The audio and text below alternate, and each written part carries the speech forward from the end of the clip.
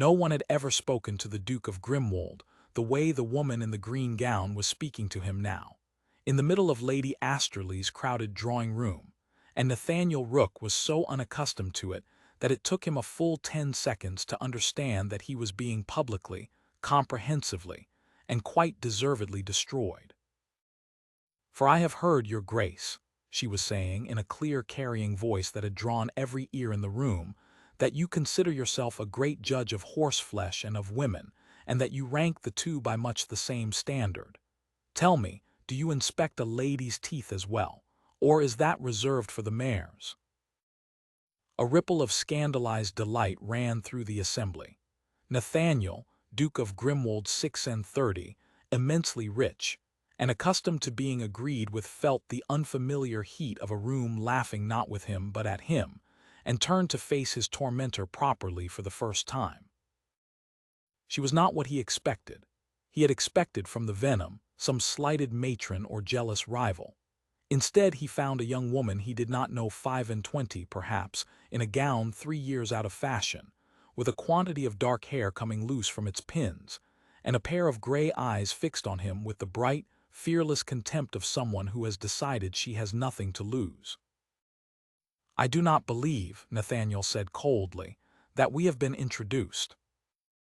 "We have not, but you were introduced an hour ago to my sister, Miss Hollis, the fair girl by the window, whom you looked over as though she were being offered at Tattersall's, and then informed in front of 6 people that she would do well enough for a country baronet but had not the countenance for anything higher." The gray eyes did not waver. "She is 19, your grace, and she cried in the retiring room for half an hour, and she is worth 10 of any woman you have ever condescended to admire, and I found I could not let the remark stand. My name is Beatrix Hollis. I am the elder sister, and I am not nearly so fragile as she is, so you may practice your judgments on me if you like and see how they are received." The room had gone utterly silent now. Nathaniel was aware of Lady Asterley frozen with a teacup halfway to her mouth, of the dowagers leaning forward, of the sheer, appalled, avid attention of 40 people waiting to see whether the Duke of Grimwold would annihilate this impertinent nobody or be annihilated by her. He opened his mouth to annihilate her, and found to his considerable astonishment that he could not, because she was right. He had said the thing about the Hollis girl. He remembered it now, tossed off carelessly to amuse the man beside him, the kind of remark he made a dozen times a season without ever once considering that it might travel to the ears of a 19-year-old and reduce her to tears in a retiring room. He had said a great many such things over a great many seasons. No one had ever made him look at one. "Have you nothing to say, your grace?" Beatrix pressed, and he saw that she expected retaliation, was braced for it, had counted the cost of this before she opened her mouth and decided her sister was worth it. "No cutting judgment of my own countenance. My gown is 3 years old, if that assists you. My teeth, I am assured, are sound." "Your teeth," Nathaniel heard himself say, "are the least remarkable thing about you, Miss Hollis. It is your aim I find impressive." It was not what anyone expected. A startled laugh escaped someone near the window. Beatrix blinked, thrown for the first time. "I made an ugly remark about your sister," Nathaniel went on, and his voice, though quiet, carried to every corner of that listening room. "It was beneath a gentleman, and I am ashamed to have made it, and I will apologize to Miss Hollis directly and without qualification. You were right to call me to account. I find I cannot recall the last time anyone dared, which is, I begin to suspect, the entire trouble with me." He inclined his head, a small bow, but a real one. "You have done me a service, Miss Hollis. I doubt you intended one."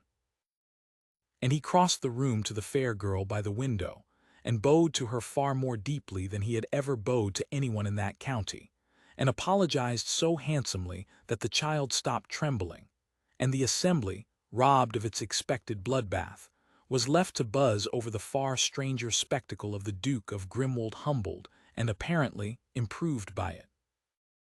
He should have forgotten Beatrix Hollis by morning. Instead, he found her lodged in his mind like a splinter, sharp and impossible to leave alone. He had spent a decade being agreed with, flattered, courted, feared, and a woman in a 3-year-old gown had walked up to him in a public room and told him the truth about himself, at real risk to herself, for the sake of a sister, and he could not stop thinking about the way her chin had come up when she said her teeth were sound. He called on the Hollies family 2 days later. It was, Lady Asterley reported to the whole county within the hour, quite without precedent. Beatrix received him with open suspicion. "If you have come to be revenged for the drawing-room," she said, before he had well sat down, "I should warn you my father is a great believer in horsewhips, and I am a poor believer in your good intentions." "I have come," Nathaniel said, "to continue the conversation. I have not been spoken to honestly in 10 years, Miss Hollies. I had forgotten how bracing it is. I find I should like some more of it." "You wish to be insulted," she said flatly, "as a novelty." "I wish to be told the truth. It seems to be the same thing where I am concerned." She looked at him for a long moment, trying to find the trick in it and failing and being unsettled by the failing. "You are a very strange duke," she said at last. "I am beginning to suspect I have been a very poor one," Nathaniel said, "and that no one troubled to mention it because I am rich, and rich men are seldom told anything to their disadvantage. You are the exception. It is why I am here." And so it began, not a courtship at first, nothing so orderly. It began as a war. She disapproved of him on principle and told him so. He came back for more.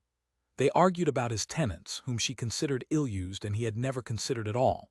She was right, and he went home and read his own accounts for the first time in years and found she was right in every particular, and came back the following week to argue with her about how to set it to rights. They argued about the poor school she wished the parish to build and he had blocked out of pure inattention. He unblocked it, and did not tell her, and was absurdly gratified when she found out and was, for once briefly, speechless.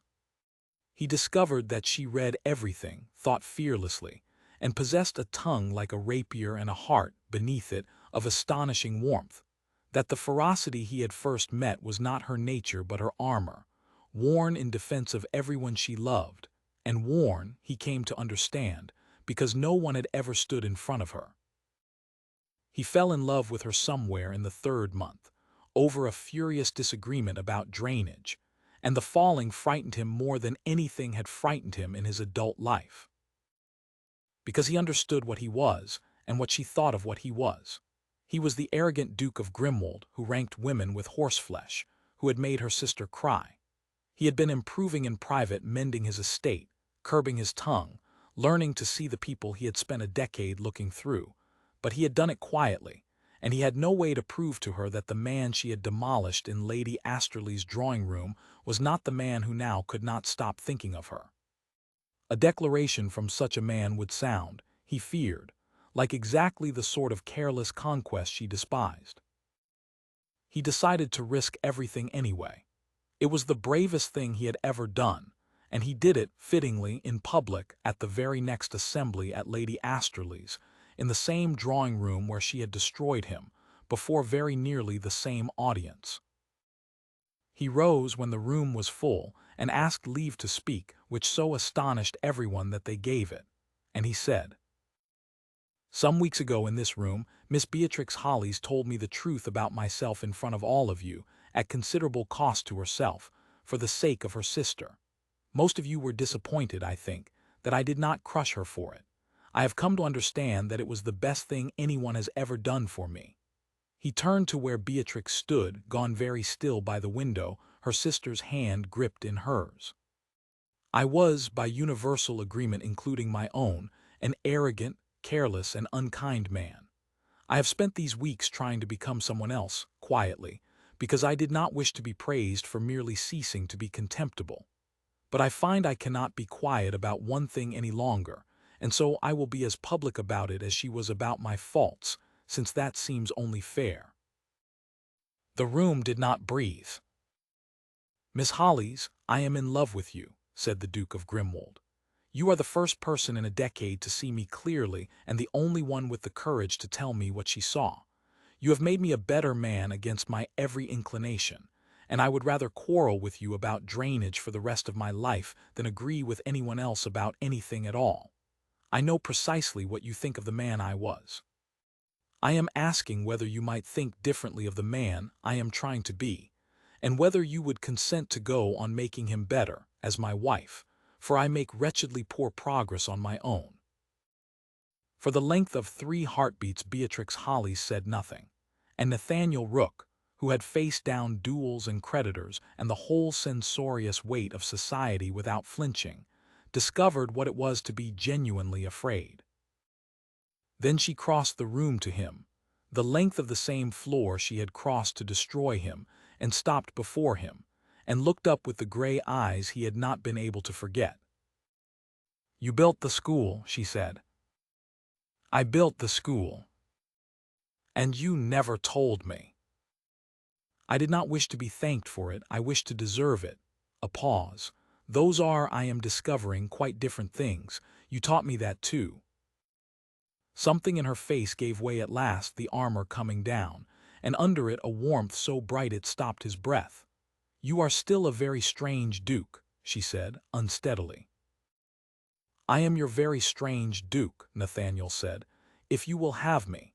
And if you will not, I shall be an insufferable one about it and haunt your drainage disputes to the end of my days." "That," said Beatrix Hollis, "sounds like a threat." "It is a proposal. I am new at them. You will have to be patient." "I am the least patient woman in England." "I know," said the Duke of Grimwold, with the first wholly happy smile that room had ever seen him wear. "It is why I love you. Marry me anyway." She married him anyway, and the marriage of the Duke and Duchess of Grimwold became famous throughout 3 counties for the ferocity of its disagreements and the depth of its devotion, which were understood, by anyone who knew them, to be the same thing wearing 2 faces. She never stopped telling him the truth. He never stopped being grateful for it. And her sister, the fair girl who had once wept in a retiring room, grew up to marry very happily indeed, and always said, when asked, that the making of the family's fortunes had begun the evening her elder sister marched across a drawing-room to tell the most powerful man in the county exactly what she thought of him. "She might have ruined us all," people would say. "She might have," the younger Miss Hollis would agree, watching the Duke and Duchess quarrel tenderly across some crowded room. "But you see, she was right. And it turned out he was the sort of man who could bear to be told so. That is rarer than any dukedom. That is the whole of the love story, if you want to know. The rest was only drainage."